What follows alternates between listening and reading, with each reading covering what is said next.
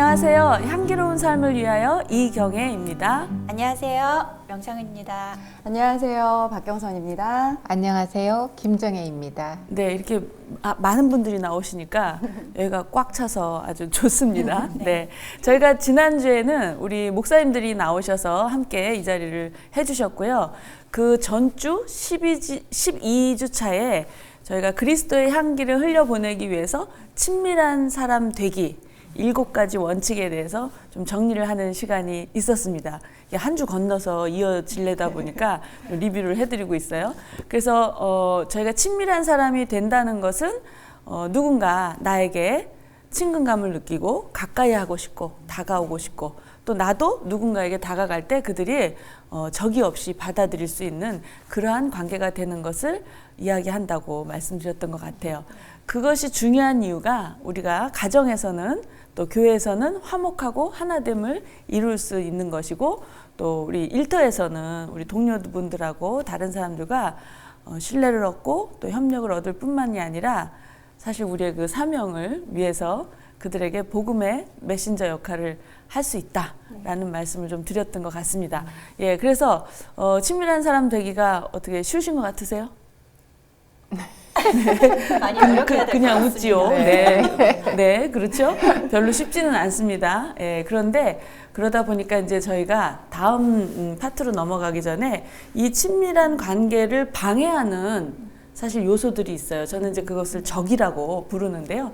그 방해하는 적이 어떤 것들이 있는지 오늘부터 몇 주간 소개를 해드리려고 합니다. 명집사님 소개해 주시죠. 네, 친밀함을 방해하는 내면의 적. 그 첫 번째 주제는 선입견과 편견입니다. 네, 선입견과 편견.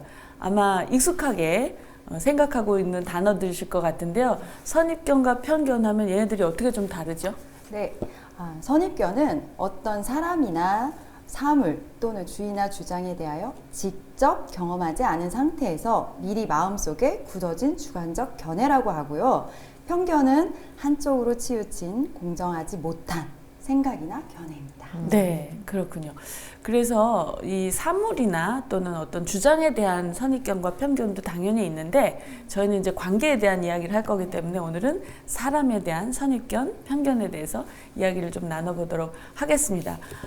선입견은요, 그대로 두면 없어지는 것이 아니라 편견으로 이어집니다. 예를 들어서 선입견이 합리화되고 고정화되면 편견으로 넘어간다 이렇게 이야기를 하는데요. 쉽게 말해서 이런 거죠. 제가 이제 명집사님을 모르는 분이라고 생각하고 이제 다가가고 싶은 거예요.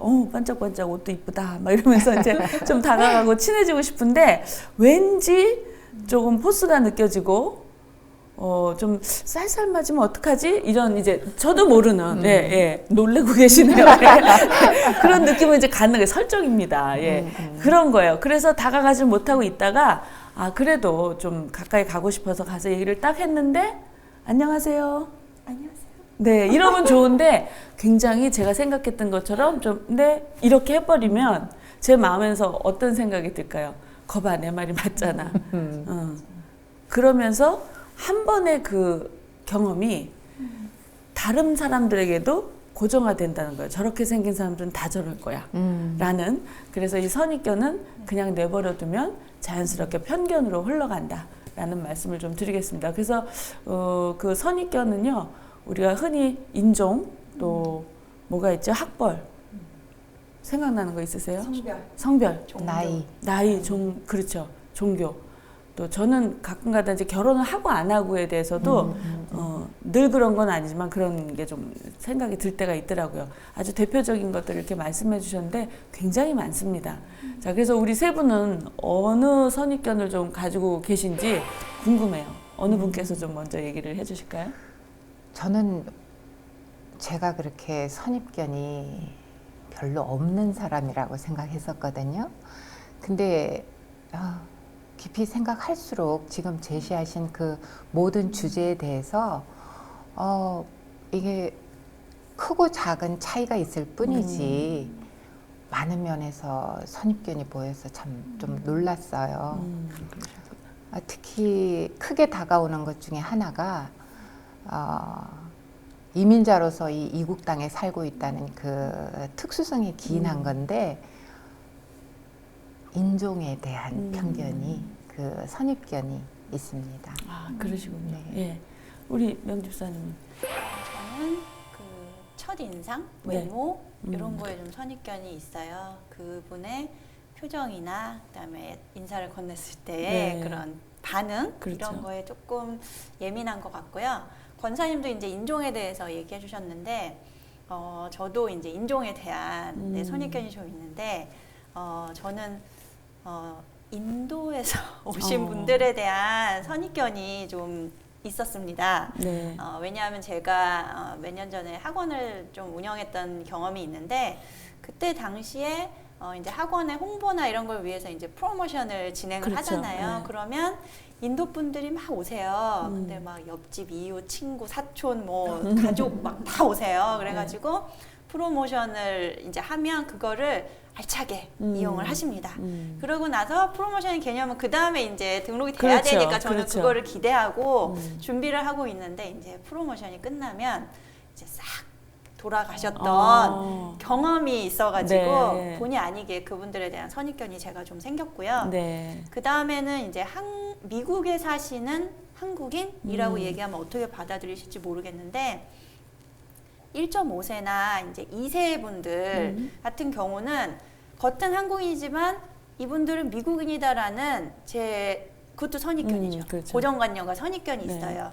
그런데 같은 1.5세 분들이라도 좀 나이 들어서 오신 분들이라든가 아니면 이민 1세들 거기에는 이제 이민 20년 차에 들어선 저도 포함되는 그렇겠죠. 얘기입니다. 그래서 그분들에 대한 선입견이 좀 있는데 왜 그런가를 제가 한번 고민을 해보고 저 스스로를 좀 보려고 노력을 해봤더니 어떤 이제 문제나 뭐 일에 대해서 한국에 좋은 거는 좋은 거대로 받고 미국에 좋은 거 좋은 거대로 받아서 한국의 미국의 문화도 아닌 새로운 문화를 제3의 좀, 문화. 네, 네. 창조해내는 경향이 제가 있더라고요. 그래서 저희 딸한테도 지적을 좀 몇 번 받고 막 왜 그렇게 하냐 이렇게 했는데 좀 그런 것 때문에 제가 제 자신도 그렇게 느끼고 또 누군가를 볼 때 그런 선입견이 좀 있지 않나 네, 그런 생각을 해봤어요.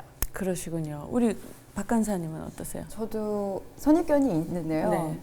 저는 인종의 성별. 그래서 저는 이제 인종의 흑인 분들에 대한 선입견이 있고 또 흑인 분들 중에서 남자분들에 대한 남자들. 네, 네. 선입견이 있습니다. 그러시군요. 그러니까 인종에 대한 것인데 그 안에 또 성별까지. 그러니까 흑인 여성분들은 좀 괜찮은데 네, 남성분들이 네, 좀 네. 어려우시다. 예, 그렇군요. 자, 제가 세 분뿐만이 아니라 다른 분들께도 좀 여쭤봤는데 각각 어떻게 좀 얘기하셨는지 소개를 좀 해주시죠. 예. 네, 여기는 제가 가진 선입견은 종교에 대한 것인데 직장에서 나와 같은 종교를 가진 사람과 함께 신앙 얘기를 하게 되면서 자연스럽게 마음이 열려 다른 동료들보다 쉽게 그리고 빠르게 친해지게 된 경험으로 생긴 것 같습니다. 그러다 보니 나도 모르게 선을 긋고 동료들을 대하는 마음가짐이나 생각들로 인해서 대화나 행동이 달라지면서 동료들 사이에 불필요하게 파가 갈라지게 되는 우를 범한 적이 있습니다. 네, 그렇군요. 또 다른 분 좀 소개해 주시죠. 네. 미국에 와서 변호사라는 특정 직업에 대한 선입견이 생겼는데 자동차 사고를 경험하면서 사람이 아닌 자기 돈만 챙기는 것이 보이는 상대 변호사분의 행태 때문이었습니다. 그때 마음의 어려움이 컸어서 특별히 자동차 사고 전문 변호사들에게는 선입견을 넘어서 편견까지 생긴 것 같습니다. 네, 그러시군요. 아마 이제 우리 두 분이 먼저 소개를 해주셨는데 들으시면서 또 같은 경험을 하신 분들이 이제 맞아 이러실 수 있는데 좀 위험합니다. 네, 고맙습니다. 또 다른 분이요? 저는 처음 미국에 왔을 때 연세 드시고 어머니뻘 되는 분, 혼자 미혼으로 사시는 분들에게 선입견이 있었습니다. 그런 분들과 안 좋은 경험이 있었거든요. 그래서 비슷한 느낌이 드는 분들, 예를 들면 교회 안에서 잔소리가 심하시거나 네. 목소리가 큰 분들과는 웬만하면 잘 어울리지 않으려고 하고 같이 얘기를 해도 그냥 맞장구 쳐드리는 정도로만 교제를 하는 때가 있었습니다. 네, 그렇죠. 이제 들으시면서 그런 경험을 했기 때문에 그럴 수 있다라고 얘기하실 수는 있어요. 물론 그렇죠. 근데 이제 이러한 선입견이 사실 어떤 경우에는 내가 직접 경험도 안 해본 상태에서 일어나는 경우가 많고 그러다 보면 아까도 말씀드렸지만 다른 사람들을 전부 다 일반화시키는 그러한 상황이 벌어지는 거죠. 그래서 조심해야 된다는 생각을 합니다. 자, 그래서 이렇게 말씀해 주시는 걸 들어보니까 어쨌든 선입견은 그 원인이 있긴 있는 거예요. 그렇죠? 원인도 있고 그것이 나뿐만 아니라 공동체에 어떤 영향을 미치는 걸로 지금 들려지는데요. 우리 세 분은 그런 경험이 있으신지 한번 얘기해 주시면 좋을 것 같아요. 네. 저는 그 처음에는 이 다른 외모와 그 피부색에 대한 이질감이었지만은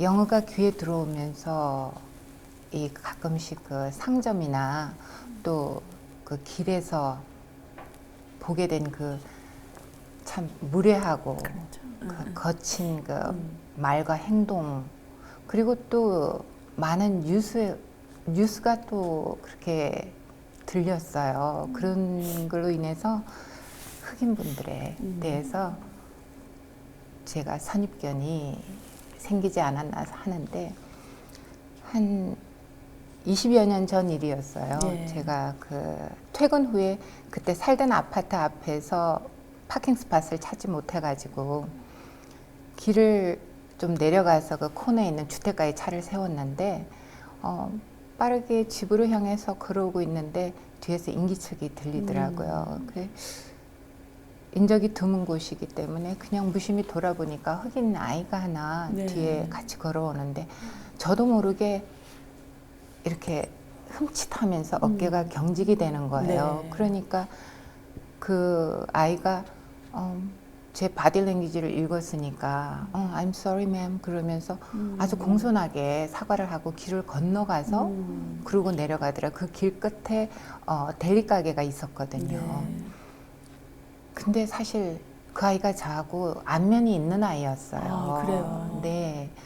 저희 아이가 그때 1학년이었는데 그 학교에서 한 4, 5학년 정도 되는 그런 아이로 백인 부인이 늘 픽업을 하기 때문에 입양된 아이인가 그렇게 생각을 하고 있었는데, 제가 참 그 무심히 보인 그 제 행동의 사인 때문에 아이한테 어떤 상처가 되지 않았나 그렇게 며칠 걱정이 되더라고요. 네. 근데 그렇다고 제 그 편견이 변화된 건 아니고요. 네. 저희 딸이 칼리지 때 좀 차분한 성격이라서 네. 흑인 소녀가 친구가 되고 싶어 했어요. 근데 그 얘기를 들으면서 자꾸 아이한테 그 아이를 확인하게 되는 거예요. 안부를 물으면서 좀 어땠니? 자꾸 그렇게 되는데 하루는 아이가 그 아이 집에 초대를 받았다는데 네. 저도 모르게 참 이유 없는 그 네. 조심을 당부하게 되는 네, 거예요. 내키지 않아서. 네. 네. 근데 딸이 엄마 뭐가 그렇게 걱정돼요? 하는데 이 정당한 답이 없어서 없죠. 좀 부끄럽다는 생각이 들더라고요. 그래서 저 때문이었는지 그러고는 몇 번 이렇게 초대를 거절하니까 친구 사이가 멀어졌죠. 따님하고. 네. 혹시 이제 따님이 제가 알기로는 따님하고 얘기를 잘 하시고 친하시니까 혹시 그때 그 친구하고 헤어진 것이 엄마의 영향이었다 이런 얘기를 하던가요? 따님이? 엄마에 대한 배려 때문인지 그런 얘기는 안 하고 얘기를 이렇게 많이 하고 싶어 하질 않아요, 그 아이한테. 그래서 제가 느낌으로 알죠. 이건 나 때문이었구나. 네. 그러시군요. 네. 우리 명집사님은 어떤 경험이 있으세요? 저는 좀 몇 년 전에 교회에서 좀 상처를 받은 일이 있었어요. 제가 좀 좋아했고 많이 믿었던 분이었는데 제 이제 지극히 프라이빗한 개인사를 그것도 이제 좀 왜곡시키고 네. 좀 그럴 것이다라는 것을 덧붙여서 약간 가십처럼 얘기를 했는데 그것도 이제 사람들이 많이 있는 곳에서 얘기를 하신 거예요. 근데 저는 그 자리에 없었는데 나중에 그 얘기가 돌고 돌아서 저한테 들어온 거예요. 그러니까 그때는 너무 당황스럽고 막 당장 쫓아가서 얘기도 하고 싶고 따지고 싶고 그렇지. 그리고 그걸 참다 보니까 이제 막 속에서 분노가 올라오더라고요. 그래서 어떻게 할까 막 그냥 확 질러버릴까. 깜짝 그러다가 놀랐습니다. 네. 네. 그건 이제 덕이 되지도 않고 그렇죠. 그거는 네. 아니라는 생각 또 나만 참으면 되지라는 생각에 그거를 되게 가슴 깊이 묻었어요. 그냥 그리고 사실이 아닌 것은 지나갈 것이다. 그렇게 생각을 했는데 가슴 깊이 묻어도 한 번씩 욱욱 올라오는 그것 때문에 제가 견디지를 못하겠는 거예요. 그래서 그 다음에 이제 제가 한 게 마음의 문을 닫은 후에 집의 문까지 걸어 닫은 거예요. 이렇게 초대도 많이 하고 좀 나름 그렇게 산다고 생각을 했는데 아예 그 통로를 끊어버린 거예요. 제가 딱 이렇게 절단을 하고 나는 만나지 않겠다. 그리고 이제 교회에서도 사역을 하면서 아무래도 이렇게 눈에 많이 보이면 그 사람에 대해서 얘기를 할 거다라는 제 스스로의 약간 그런 생각 때문에 그래 그럼 눈에서 안 보이면 얘기를 안 하겠지라는 생각을 가지고 모든 사역을 끊고 딱 그 당시에 일부 이제 오르간 반주 하나 그리고 정말 안 할래 안 할 수 없었던 셀리더 사역 그거 예. 2개만 딱 잡고 모든 거를 다 끄는 거예요. 그래서 그렇게 지내고 있었는데 셀 리더라는 거는 이렇게 나눔을 하고 그렇죠. 또 자기의 삶을 보여주면서 이렇게 소통을 해야 되는데 제가 그런 생각이 딱 있고 딱 그거를 제 고정관념으로 딱 가지다 보니까 내가 조금만 얘기했는데 이거를 밖에 나가서 이 사람이 얘기하면 어떡하지? 라는 두려움도 막 찾아오고 그러니까 굉장히 제한해서 정말 안 할래 안 할 수 없는 말만 하는 셀 리더의 모습으로 자리를 잡아가는 거예요. 근데 이제 저만 그랬으면 또 좀 괜찮았을 텐데 남편이 이제 또 거슬리기 시작한 거예요, 제 눈에. 그래서 사역 때문에 교회를 간다거나 아니면 교회 분들하고 교제를 한다. 그 얘기가 들어온다. 그러면 그때부터 잔소리를 하는 거예요. 세뇌를 시키다시피 하면서 말하지 마라. 집에서 뭐 했는지 하지 마라. 왜 가냐. 뭐 하러 가냐. 꼭 가야 되냐. 막 이러면서 남편을 힘들게 하니까 남편이 이제 믿음 생활이 거기서 또 걸림돌이 되고 막 힘들어지는 거예요. 그런데다 또 엎친 데 겹친 격으로 저희 큰아이가 그때 사춘기 딱 그 무렵이었는데 제가 막 그렇게 행동을 하고 막 말을 하고 이러니까 아이에게도 그게 은연중에 다 전달이 되죠. 그게 있는 상태에서 누군가 우리 아이에 대해서 얘기를 하고 있는 걸 우리 아이가 듣는 일이 있었어요. 그러니까 아이가 그 순간에도 마음을 딱 닫으면서 나는 앞으로 교회에 주일 예배 외에는 그 어떤 교회 모임에도 그 어떤 교제도 참여하지 않겠다라고 폭탄 선언을 얘가 해버린 거예요. 그래서 그 당시에 이제 저희 가족이 되게 믿음적으로도 신앙생활을 하는 면에 있어서 좀 힘들었던 경험이 있습니다. 그러셨겠네요. 그 개인에게가 아니라 그러니까 공동체. 정확히 말씀드리면 이제 사례에서는 교회 공동체라는 말씀을 하셨어요. 그렇죠. 참 듣기에도 좀 마음이 아픈데요. 그 얘기하신 중에 이제 우리 딸아이 얘기하셨잖아요. 그래서 대부분 이 부모가 가지고 있는 선입견이 이 자녀들에게 전이가 되는 거는 좀 흔한 일인 것 같아요. 참 조심해야 되겠다는 생각이 듭니다. 우리 박 간사님은 어떠세요? 저는 이 주제를 받고서 왜 나는 그러면 흑인에 대한 남자에 대한 선입견이 있을까라고 생각을 하게 되더라고요. 보니까 여러 가지 대중매체, 뉴스, 권사님이 말씀하신 것처럼 이런 부분들을 접하면서 저도 모르게 제 마음에 그분들은 되게 위험하고 그분들은 뭔가 되게 화나면서 말해 막 이런 것들이 마음에 자리 잡고 있었던 것 같아요. 제가 지금은 캠퍼스 선교 사역을 하고 있는데 이 사역을 하기 전에 LA에서 홈리스 사역을 남편과 하고 있었어요. 본사는 이제 한국에 두고 그다음에 이제 여러 나라에 그 나라에 맞고 지역에 맞는 사역들을 하는 그런 단체였는데 저희는 이제 LA에 홈리스 사역이 있는 그 센터에 저희가 파송을 받게 돼서 이제 미국에 오게 됐어요. 그래서 이제 첫날 센터로 출근을 하는데 거기에 이제 자원봉사자 분들이 계시잖아요. 그래서 이제 인사를 하는데 5명의 자원봉사분들이 계시더라고요. 그래서 근데 3명은 홈시스 분, 2명은 한국 분. 그런데 1명은 흑인 남자분, 2명은 백인 남자분 이렇게 홈리스 분들이 계시는 거예요. 그리고 또 이제 한 분이 저한테 여기는 한 하루에 250명 정도의 홈리스 분들이 이 센터에서 제공하는 여러 가지들을 이용하고 있어요. 근데 그 중에 한 반 이상은 흑인 분들이에요 라고 말을 하는데 어떡하지? 여기 진짜 위험한 데구나. 막 이런 마음이 저를 들면서 제가 마음이 그냥 쿵 내려앉는 거예요. 그리고 그 흑인 분들에 대한 그런 마음들이 있으니까 저도 모르게 그 팀이 몇 명 되지도 않는데 그 팀 안에서 저도 모르게 그 홈리스 친구 이름이 제임스였거든요. 그 흑인 남자분이 너무 좋으신 분인데 그때는 그분 제임스한테 일을 제가 못 맡기는 거예요. 자꾸 못 맡기고 불편해하고, 그리고 다른 분들한테 제가 저분이랑은 제임스랑은 같은 공간에 둘이 있지는 마세요. 혹시 모르잖아요.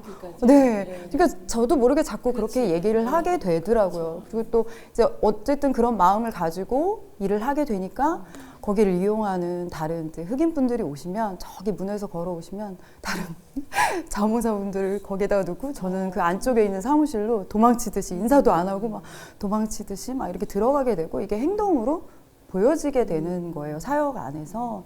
그렇다 보니까 저희 그 5명이 안 되는 분들 사이에서 제가 막 이렇게 팔을 나누게 되고, 저도 또한 뭔가 이렇게 갈림길을 자꾸 만들게 되는 그런 것들을 다 느끼게 되시는 거예요. 그래서 그 백인 2명의 홈리스 분들은 저희 센터를 이용하는 다른 홈리스 분들한테 나쁜 말을 하는 거예요, 저희 센터에 대해서. 그래서 저기 일하시는 사람들에 대해서 안 좋은 소리를 하게 되고, 또 그 한국 분들도 저의 행동을 보면서 더 이상 자원봉사를 하고 싶은 마음이 없으셨었던 것 같아요, 그때는. 그래서 이제 그만두시게 되니까 그 일들을 다 고스란히 저희 남편과 제가 감당을 해야 되는 일들이 생기게 되더라고요. 근데 이제 그때는 저희가 영어가 익숙치 않았기 때문에 진짜 너무 힘들었었어요. 그리고 홈리스 분들이 이용하는 센터다 보니까 크고 작은 사고들이 있어요. 말다툼도 있고, 근데 뭔가 중재를 하고 이것들을 좀 정리를 해야 되는데 어쨌든 저희가 너무 힘든 거예요. 그러면 어디선가 제임스가 쫙 나타나서 저희의 입과 그리고 저희 남편의 손과 발이 돼서 거기를 싹 정리를 하는 거예요. 그리고 이 일들이 잘 돌아갈 수 있게 또 어디선가 정말 다른 홈리스 자원봉사를 해줄 수 있는 분들을 데리고 와서 모든 일 처리를 할 수 있도록 돌아가는 거예요. 근데 제가 그런 제임스를 보면서 저를 질타하기 시작한 거예요. 저를 돌아본 거예요. 내가 지금 무슨 짓을 하고 있었던 거지?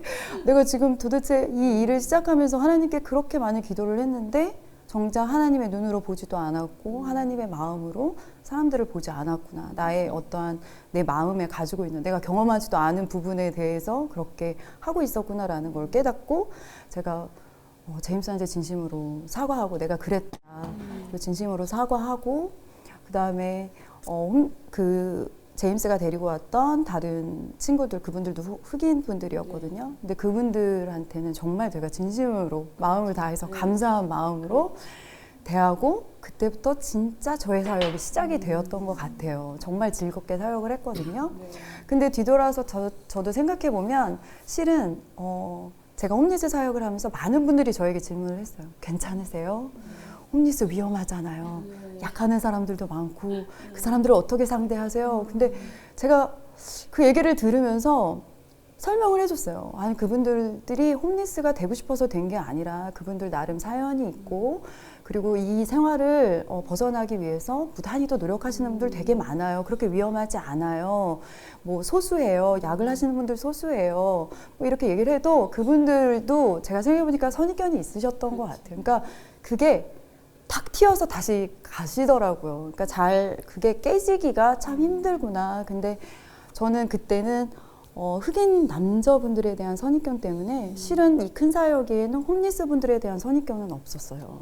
그러니까 너무 감사한 거예요. 내가 만약에 홈리스 사역을 하면서 남편과 하면서 그분들에 대한 어떤 그렇게 위험한 사람들이야. 막 약하는 사람들밖에 없어. 막 이런 선입견을 가지고 있었다면 아마 제가 그 사역을 못했을 것 같고 그렇게 즐겁게 그리고 그분들이 지금 이제 맨하탄에 나가도 되게 많으시잖아요.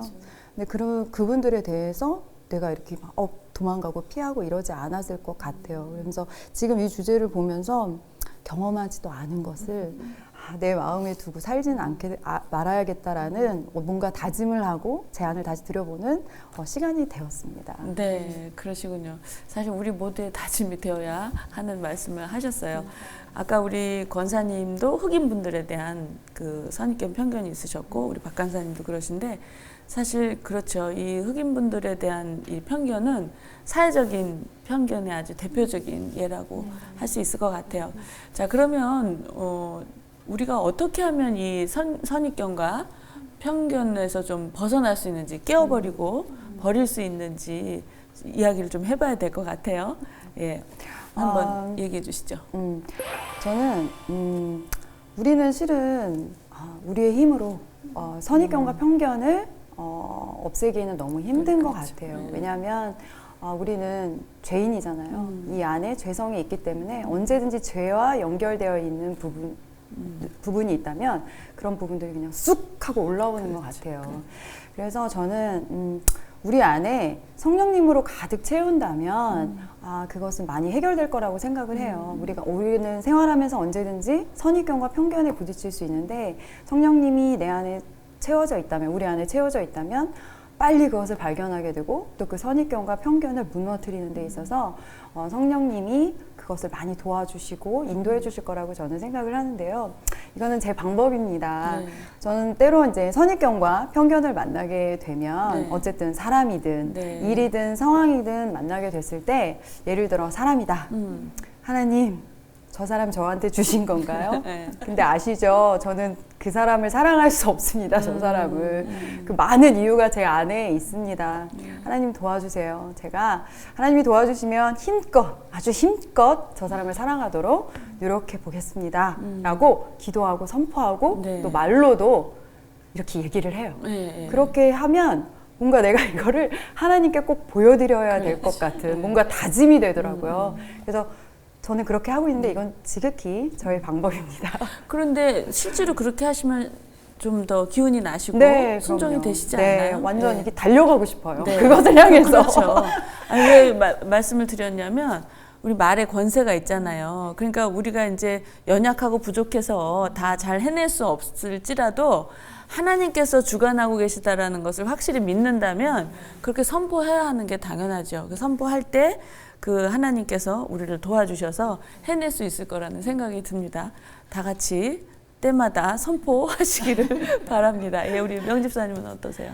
네, 저는 선입견이라는 주제를 받았을 때 제가 좀 흠칫하고 놀랐던 게 제가 뭐 몇 년 안 됐습니다. 네. 산지. 근데 네. 그 시간 동안 꽤 많이 들었던 단어 중에 하나가 선입견이란 단어였어요. 뭐냐면 제가 이제 교제를 하거나 뭐 친구를 만나든 누구를 만나든 이렇게 조금 시간이 지나고 친해지면 항상 거의 대부분 듣는 얘기가 나 너에 대해서 이렇게 생각 안 해봤는데 내 선입견이었나 봐. 너 좀 내가 생각한 거하고 달라. 뭐 집사님 내가 생각한 거하고 많이 다르네요. 이런 말씀들을 많이 해주시는 거예요. 네. 그래서 처음에는 그냥 그런가 보다. 그렇지. 그랬는데 계속 이제 뭐 생활지가 바뀌든 어딜 가든 항상 그런 얘기를 꼭 한 번씩은 들으니까 좀 제가 생각을 하게 되더라고요. 이게 뭐지? 이런 생각도 들었고 이번에 또 이 주제를 받으니까 그러면 나에 대해서 한번 내가 왜 그런 말을 들었는지 한번 생각하고 고민하고 한번 결론을 찾아봐야겠다. 그렇죠. 네. 그래서 제가 이제 고민을 한번 해본 거예요. 네. 깊이 생각을 해봤는데 저하고 이제 친하게 지내는 이제 주로 이제 친구들이 많이 그랬어요. 하는 얘기가 나 너 처음 봤을 때 너무 무서웠어 막 이래요. 그리고 뭐 어떤 친구들이 이제 좋게 얘기해서 카리스마 있어, 포스 있어, 뭐 아우라가 대단해 막 이렇게 얘기하지만 결론적으로 다 얘기를 종합해서 내용을 보면 한마디로 딱 정의할 수 있는 거는 너는 가까이 다가가기 힘든 사람이야, 어려운 사람이야, 이런 얘기였던 거예요. 그래서 그러면 내가 왜 가까이 다가오기가 힘든 사람일까? 왜 사람들이 그렇지. 나에 대해 그런 선입견을 가질까라는 생각을 해봤더니 첫 번째로 제가 결론을 하나 내려본 게 제가 의외로 무뚝뚝하고 내성적입니다. 그러시다면서요. 그렇다고 네. 하더라고요. 네, 그래가지고 그런 모습이 있으니까 낯선 사람들이나 처음 보는 사람을 딱 만나면 이 표정에서 이게 낯가린다고 그러죠. 그렇죠. 낯을 확 가려버리는 거예요. 그러니까는 그게 이제 이성으로는 이러면 안 된다는 걸 아니까 얼른 이렇게 뭔가를 얘기하려고 하지만 그 불편함과 어색함이 있겠죠. 그래서 지금은 이제 저를 보시고 뭐 명랑해요, 쾌활해요, 뭐 발랄해요 이렇게 얘기해 주시는 분들도 있는데 사실 이 모습은 제가 한 대학교 들어가고 나서 좀 의도적으로 많이 이렇게 하려고 많이 바꾼 모습이에요, 제 모습을. 그래서 그렇고 또 한 가지는 제가 좀 성격이 네. 이렇게 맺고 끊는 게 좀 정확합니다. 그래서 중간이 없어요. 그렇죠. 이거면 이거고 저거면 저거예요. 그러니까 이제 그런 모습 때문에 이렇게 항상 그런 모습이 제 삶 속에서 나타나고 또 이렇게 남한테 타인에게 상대방에게 불편함이나 폐를 끼치지 말고 살아야 된다라는 생각을 가지고 행동을 하다 보니까 그런 모습들 중에서 참 냉정하고 차갑고 그래 보일 수 있겠네. 네, 그러 보일 수 있고 실제로 이 말은 저를 너무 잘 아는 저희 친정 어머니하고 저희 남편이 참 많이 얘기해요. 참 정없다, 참 냉정하다, 막 이렇게 얘기를 하는데 그게 가장 정확한 저를 향한 표현이겠죠.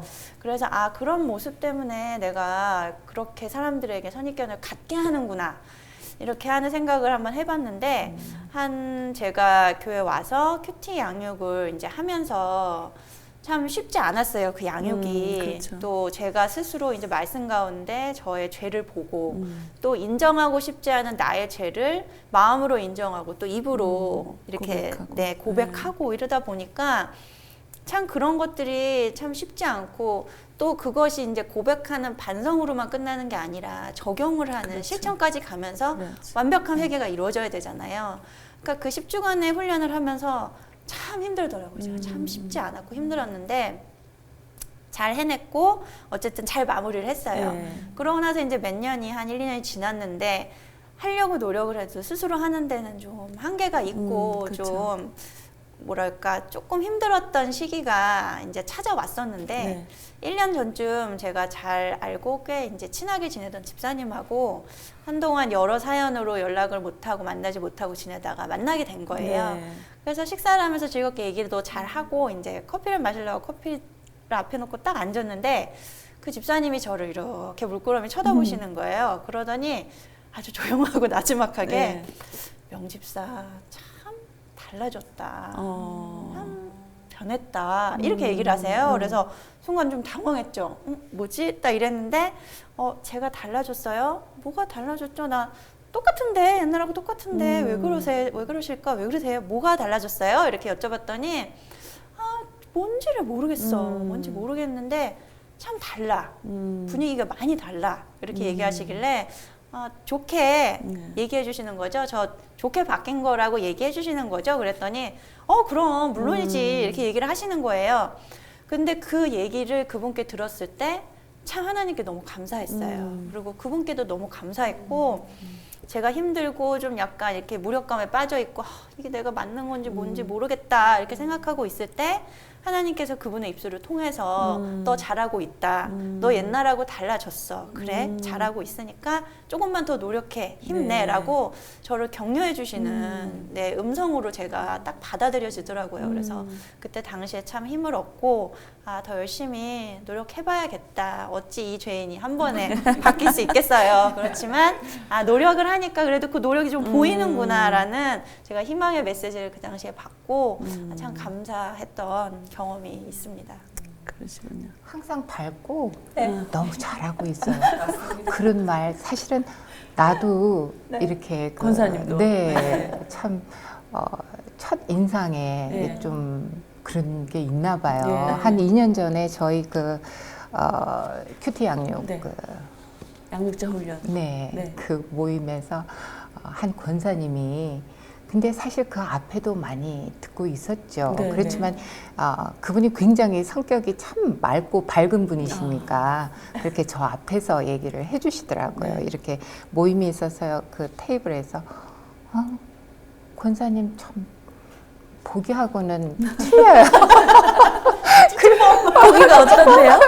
그러시는 거예요. 그래서 이제 좀 이렇게 차갑고 좀 쌀쌀하게 보였던가 봐요. 그게 좋은 뜻이셨는데 제가 왜 그랬을까요? 그러면서 이제 얘기를 했더니 천진하게 이렇게 보시면서 헤어스타일 때문인가? 헤어스타일. 그러면서 그래요? 어떡하지? 파마를 한번 해보면 어떠냐고 권하시는 제안까지. 거. 그래서 제가 이렇게 좀 생각 중이에요. 그 전형적인 그 한국 아줌마 파마 한번 어떻게 생각하세요?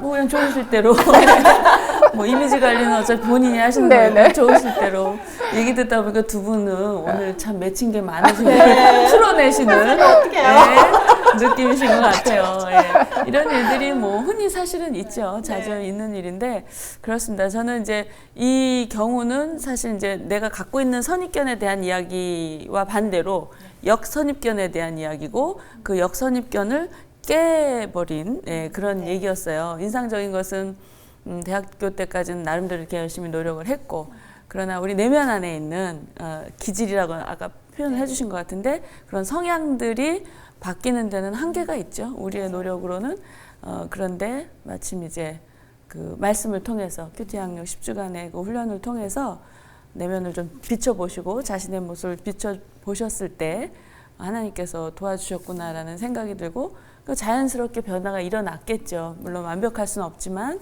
그래서 그 1년 만에 만난 그 집사님이 하신 얘기가 가장 정확했을 거라고 생각돼요. 비포 애프터를 봤으니까. 그래서 아마 그분도 선입견을 갖고 우리 명집사님을 보셨을 텐데 그게 이제 깨지는 순간이었고 아마 제가 보기에는 그분이 이제 다른 곳에서 다른 분들이 명집사님에 대한 그런 얘기를 또 했을 때 가만히 그냥 들으시지는 않을 것 같아요. 변호해 드린다 그러니까 그분 그렇지 않은 분이시더라 그런 얘기를 하실 것 같아요.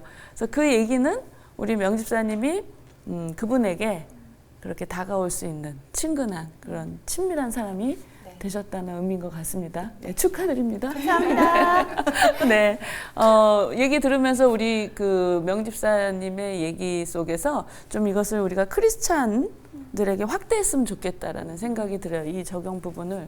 왜냐하면 이제 세상이 바라보는 기독교에 대한 시선, 교회에 대한 시선이 참 곱지 않죠. 예, 많은 선입견과 편견이 있을 텐데요.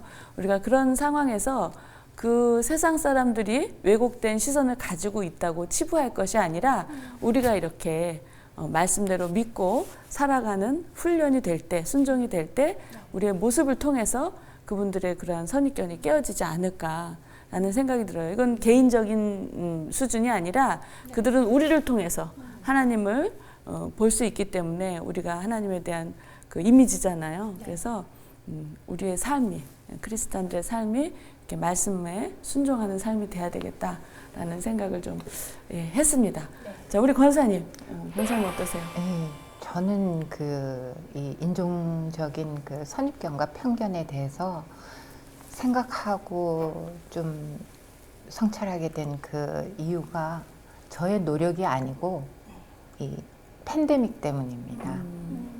그 바이러스가 중국에서 시작되었다는 이유로 그 좀 아시안에 대한 그 여러 공격적인 있죠. 뉴스가 그렇죠. 나오던 있었죠. 그 초기에 막 그 통제가 풀린 그 카스코나 그 홈디포에 제가 뭐 좀 필요한 물건들이 있어서 나가게 될 적에 그때 그 제 마음 그 감정에 대해서 참 잊을 수가 없는 게 그 뭔가 그 조심스러움, 네. 그 불안함, 그리고 경계심. 그러면서 이 그 황당하고 나중엔 그 박탈감도 느껴지더라고요. 그렇죠. 그러면서 생각할수록 이 상황에 대해서 화가 나는 거예요. 그렇죠. 그리고 딸이 집에서 재택근무를 하지만은 한 2, 3주에 하루는 맨하탄 오피스에 나가야 되는데 네. 그 안전이 걱정되는 거예요. 그렇죠. 아시안이기 때문에. 그렇죠. 또 젊은 아이니까 하이킹을 좋아하는데 어디 갈 데도 없고 하니까 교회 친구들이랑 같이 어울려서 산에를 가고 싶어 하는데 그 안전이 걱정되는 거예요. 아시안이기 때문에. 그렇지. 그러면서 이제 저는 이 그 눈에 보이던 그 피부색이나 또 들려온 그 뉴스로 인해서 제가 그 가졌던 선입견 그리고 또 한 번도 이렇게 알아보려고 하지 않았던 그분들의 그 참 고통스러운 그 역사에 대한 몰이해 또 그 편견이 참 생각할수록 깊이 회개가 되더라고요. 나사렛 출신이라고 네. 마리아의 아들 예. 목수라고 참 그 선입견과 편견으로 네. 그 예수님을 대했던 그 무지함이 그렇죠. 결국은 그 구원을 잃게 되는 정말 너무나도 엄청난 그렇죠. 사건으로 연결되지 않습니까? 네네. 그래서 제가 이게 시간이 가면은 또 이 팬데믹이 끝나고 아마 이 상황을 저희들이 잊어버릴 수도 있겠지만 그때 가졌던 그 제 감정을 잊어버리지 않으려고 해요. 네. 이렇게 눈에 보이는 것으로 정말 보는 것이 아니라 마음으로 볼 수 있고 그럼으로써 상대방의 입장에 서볼 수 있는 그런 넉넉함과 공감을 위해서 기도하고 있습니다. 그러시군요. 예, 말씀하시면서 눈시울이 좀 붉어지셨어요. 그래서 제가 이렇게 들으면서 아, 그렇구나. 그 나세렛이라는 동네는 가장 천대받던 그 당시에 동네였고 또 목수는 그 마을의 모든 허드렛 일을 해주는 직업이었대요. 그래서 그냥 목수 그러면 한마디로 온 동네 하인 이런 직업이었다고 하는데 우리 예수님은 두 가지 다네요. 예, 나사렛 출신이시고 또 목수로서. 그래서 얼마나 그 세상의 편견의 한 중심에 계셨을까라는 이제 생각을 하니까 눈물이 좀 맺히셨던 것 같아요. 그래서 우리가 당하는 어떤 선입견 편견도 있잖아요. 또 우리가 남한테 가지고 있는 선입견 편견 어떤 편이든지 간에 우리 예수님을 생각한다면 예, 조금 깰 수 있지 않을까, 벗어버릴 수 있지 않을까 라는 생각을 좀 했습니다. 그래서 오늘 이렇게 얘기를 좀 들어보니까 한 두 가지 정도. 첫째는요, 나도 선입견이나 편견이 있다라는 것을 인정해야 됩니다. 예, 인정해야 됩니다. 아까 우리 초반에 얘기하실 때 권사님이 내가 그런 게 다 있다는 것에 좀 놀랐다 이렇게 말씀하셨는데 뭐 없는 사람이 없죠. 다 있죠. 그런데 그것을 인정해야 됩니다. 어떤 분들은 그러세요. 나는 뭐 그런 거 별로 없습니다 하시는데 그것이 바로 편견입니다. 그래서 나도 그런 것이 있다라는 것을 인정하고 그러고 나야 그 다음에 이제 하나님의 눈으로 사물이든 사람이든 볼 수 있다라는 거 꼭 우리가 좀 기억을 해야 되겠습니다. 성경에서는 이게 예수님에 대한 편견의 이야기뿐만 아니라 또 성도들 간의 어떤 편견의 이야기를 기록해 놓은 것이 있죠. 그래서 우리 박 간사님께서 좀 소개해 주시죠. 성경 말씀을. 네. 야고보서 2장 1절에서 4절 말씀입니다. 내 형제들아 영광의 주 곧 우리 주 예수 그리스도에 대한 믿음을 너희가 가졌으니 사람을 차별하여 대하지 말라. 만일 너희 회당에 금가락지를 끼고 아름다운 옷을 입은 사람이 들어오고 또 남루한 옷을 입은 가난한 사람이 들어올 때에 너희가 아름다운 옷을 입은 자를 눈여겨보고 말하되 여기 좋은 자리에 앉으소서 하고 또 가난한 자에게 말하되 너는 거기서 있든지 내 발등상 아래 앉으라 하면 너희끼리 서로 차별하며 악한 생각으로 판단하는 자가 되는 것이 아니냐. 네. 당시 교회의 성도들 간의 편견의 모습이었는데요. 오늘날 우리 교회는 안 그럴까요? 네. 뭐 오늘날은 더하면 더하지 덜하지 않을 거라는 생각이 좀 듭니다. 오늘따라 그 말씀이 더 이제 마음에 좀 와닿는데요. 또 교회뿐만이 아니라 가정은 어떨까 좀 생각해 봤어요. 당연히 우리 믿는 가정들. 가정 안에서도 사실은 알게 모르게 굉장한 가족 간의 선입견과 편견들이 있다는 거죠. 예를 들면 뭐 배우자 간에 또는 부모 자식 간에 물론 비난으로 시작하겠죠. 당연히 너는 항상 그래왔어. 넌 어쩔 수가 없어. 당신은 구제불능이야. 예를 들면 이런 이야기들이 오가는데 이것은 이제 단순히 그 비난으로 끝나는 것이 아니라 전 좀 심하게 말하고 싶어요. 편견보다 좀 더 심하게 어떤 낙인 효과라 그러나요? 예. 그것이 얼마나 사람을 사망으로 이끄는지 모릅니다. 그래서 그러한 것들이 사실 가정 안에 들어가 보면 있는데요. 특별히 제가 오늘 좀 부탁을 드리고 싶은 것은 뭐냐면 제가 실제로 이제 상담했던 케이스 중에 어떤 자매님이 계셨어요. 근데 이제 이 자매님이 결혼을 했는데 남편하고 좀 티격태격 안 좋은 일들이 좀 있어서 갈등이 좀 있어서 제가 이제 상담을 의뢰받고 했는데 이 자매님의 부모님들이 이혼을 하신 분이었었어요. 근데 이혼한 것도 참 이제 뭐 상처가 될 수 있죠. 결핍이니까 이혼 자체를 제가 말씀드리는 건 아니지만 자녀의 입장에서는 충분히 이제 마음이 아플 수 있죠. 그런데 이혼을 한 다음에도 아버지는 아버지대로, 엄마는 엄마대로 이 딸한테 전화를 하는 거예요. 전화해서 그냥 뭐 보살펴 주면 좋은데, 엄마는 엄마대로 그 인간이 이래가면서 이제 아버지에 대한 그 처리되지 않은 화를 딸한테 표출하고, 또 아버지는 아버지로도 너는 네 엄마 닮지 마라. 엄마에 대한 그러한 비난을 해대는. 그래서 이 딸이 또 이제 기질적으로 또 이렇게 좀 뭐라 그럴까요? 순한, 수동적인 그런 성격이었었어요. 그러다 보니까 이제 그거를 다 받아내려니까 힘든 거죠, 뭐. 그래서 자기 남편하고도 이렇게 조금 다툼이 일어나는, 왜냐면 예민해지고 우울증이 왔었거든요. 그래서 이제 꼭 말씀드리고 싶은 것은 절대로 자녀들에게 배우자에 대한 부모가 서로 그런 이야기를 하지 않는 것이 좋겠다. 꼭 부탁을 좀 드리겠습니다. 네, 이렇게 이제 오늘 그 편견과 선입견에 대한 이야기를 좀 나눴는데요. 마지막으로 꼭 제가 질문을 드리고 싶은 게 있어요. 뭐냐면 그렇다면 왜 우리는 도대체 이렇게 편견을 버리지 못하는 것인지, 예, 어떻게 생각하세요?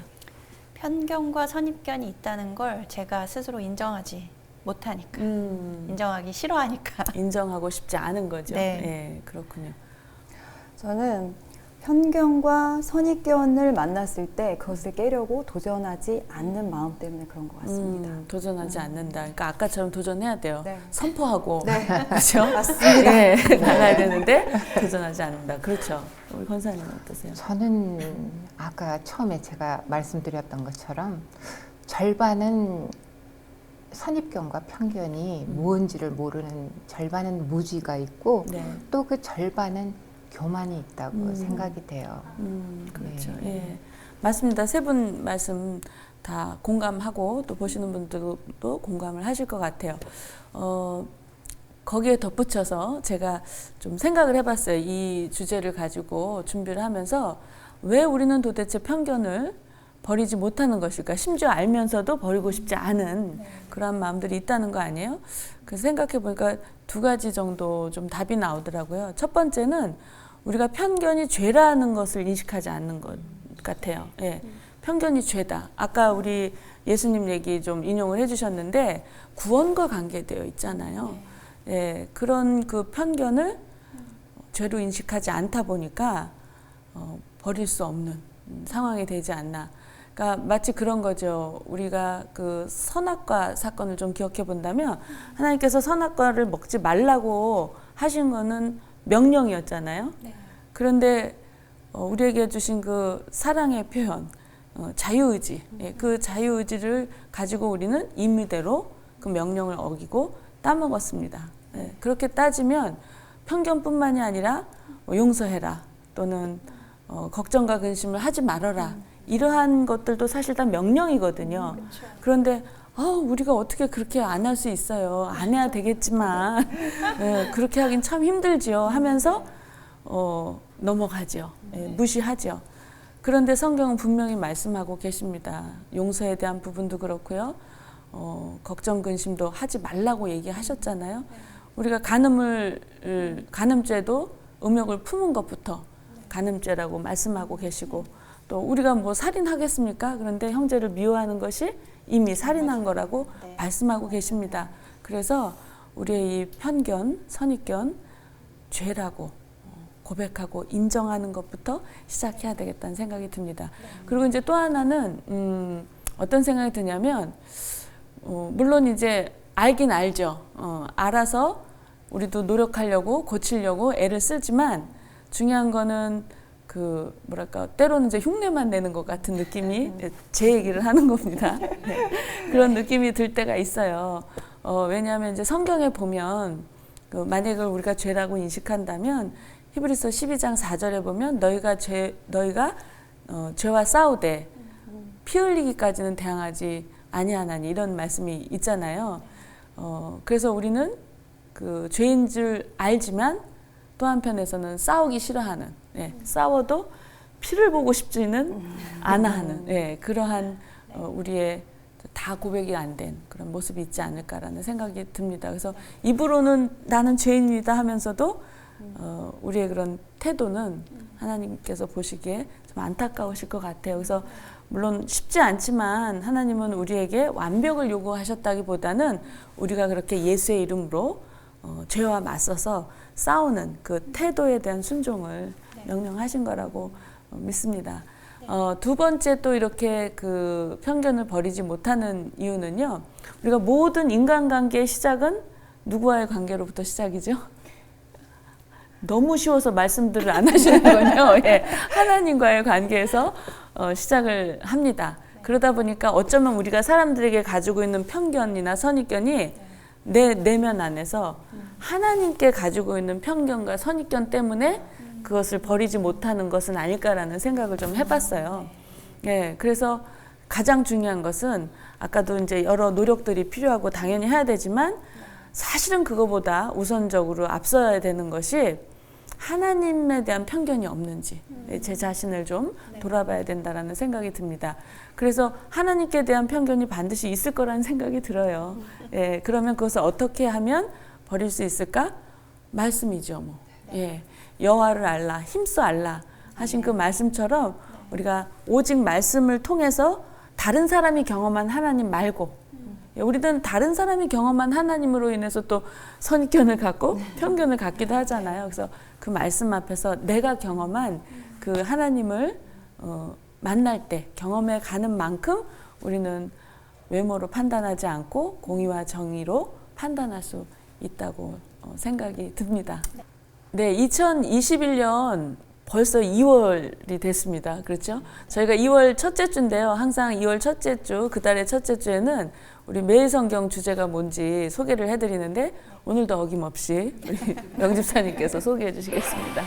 네, 2월 매일 성경 주제는 하나님의 나라입니다. 네, 하나님의 나라가 우리 2월 달 주제입니다. 우리는 땅에 살지만 하늘에 속한 하나님 나라의 백성입니다. 예, 그래서 우리가 친밀한 관계를 방해하는 그러한 선입견과 편견을 깨어버리고 공의와 정의의 하나님을 선포할 때 그 우리의 가정과 또 교회 또 모든 삶의 영역 가운데서 하나님 나라의 실체가 증거되리라고 믿습니다. 예, 그러기 위해서는 우리가 해야 하는 게 있는데요. 바로 예수 그리스도를 생각하는 일이죠. 그래서 값없이 주신 우리 예수 그리스도의 그 대속의 사랑을 더욱 알아가고자 소원하는 한 주간이 되시기를 소망하며 예수님의 이름으로 축복합니다. 네, 고맙습니다. 저희는 또 다음 주에 찾아뵙겠습니다. 수고 많으셨습니다. 감사합니다.